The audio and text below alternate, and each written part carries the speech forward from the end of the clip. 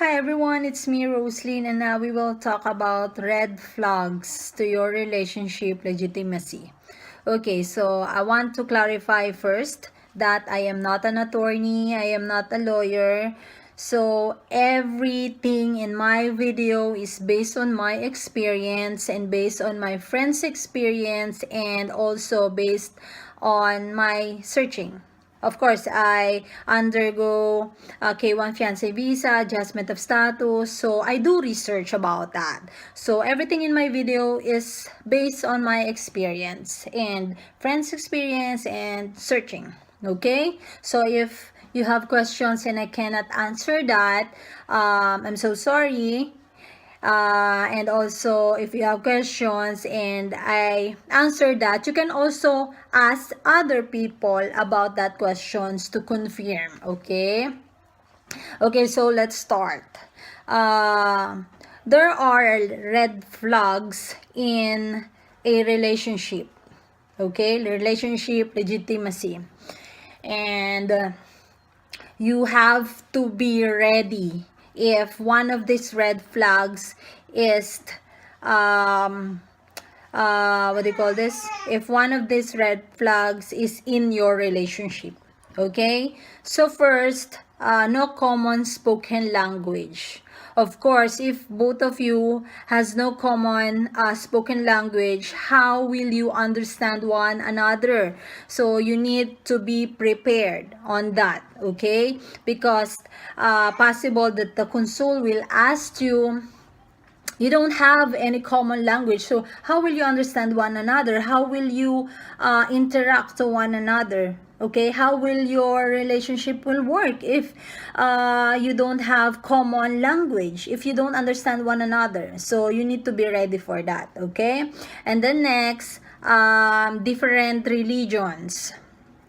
Okay, just be prepared, and also very little physical time together. Okay, so possible the consul will ask you that, okay, so your relationship is just like this and you don't have physical time together, so how will you know that your fiance is really that person? I mean, you know everything about that person, and how will you know that your relationship will work? Okay, and then next, severe difference in culture. Okay, and then next, engage a very short time after meeting.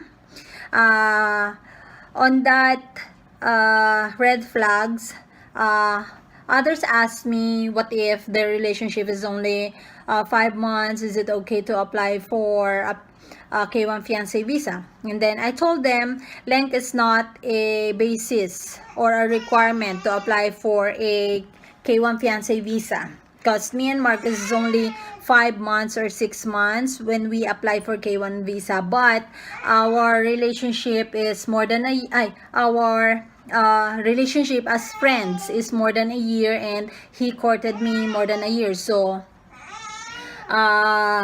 gladly that my visa gets approved, so I don't have a problem on that. But just make sure if the consul asks you, you can answer it correctly and you can prove to the consul that your relationship is legit or genuine. Okay, and then next, huge age difference. Okay, so this is the biggest, I think, most common in a relationship. Huge age difference, age gap. So I have a friend, he asked me, because their age gap is, I think, 40 years or 30 years. He asked me if they will be having a hard time answering the question from consul. So I told them, just be prepared, because if you have a huge age gap, we don't know what the consul might think in your relationship. Okay, so you have to be prepared. Just prove to the consul that your relationship is true. Okay, and just relax. Interview is only 5 minutes, but if you have these red flags in your relationship, just be ready, and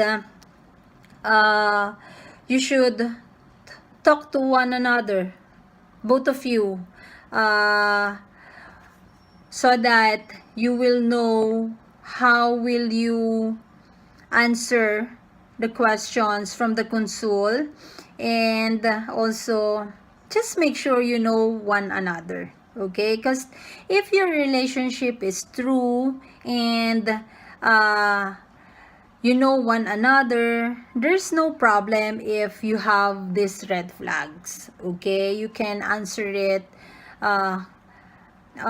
truthfully, okay? So that are the red flags to your relationship legitimacy.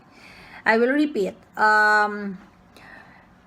No common spoken language, very little physical time together, severe difference in culture, huge age difference, different in religions, and engage a very short time after meeting. Okay, so I hope my video helped you to prepare on your interview. Just relax, okay? You can do it. Okay, have a great day, everyone. Bye bye.